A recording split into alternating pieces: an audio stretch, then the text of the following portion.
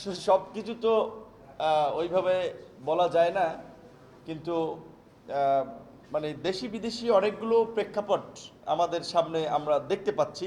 হয়তো আরেকটু সময় গেলে এটা আপনারাও দেখতে পাবেন।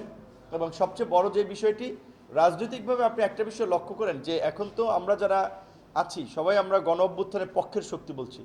সেই শক্তিগুলোর মধ্যে যে প্রচণ্ড বিভাজন, তো এই বিভাজন যদি জারি থাকে তাহলে আর কিচ্ছু লাগবে না। এই বিভাজনই নির্বাচন পেছানোর জন্য এবং নির্বাচনকে অনিশ্চিত করে দেওয়ার জন্য যথেষ্ট। দেখছি এখানে ওভারঅল নির্বাচনটা আসলে হোক, এইটা শিক্ষার্থীদের একটা আন্তরিক চাওয়া এবং তারা চায়।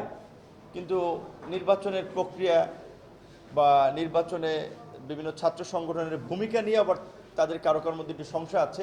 এবং ভাইস চ্যান্সেলর স্যারের সাথে কথা বলেছি, উনি তো খুব পজিটিভ যে উনি নির্বাচন দেওয়ার জন্যই উনি তফসিল দিয়েছেন এবং উনি এটা চান।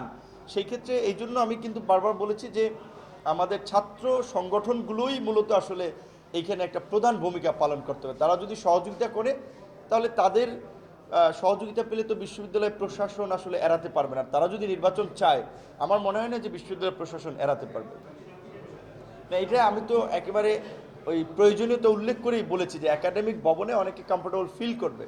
হলে অনেক জনের বিশেষ করে অতীতের ছাত্র সংগঠনের আধিপত্য ছিল, এখনও কিছু কিছু জায়গা আছে, সেক্ষেত্রে হলে একটা গণ্ডগোল হওয়ারও সম্ভাবনা থাকে।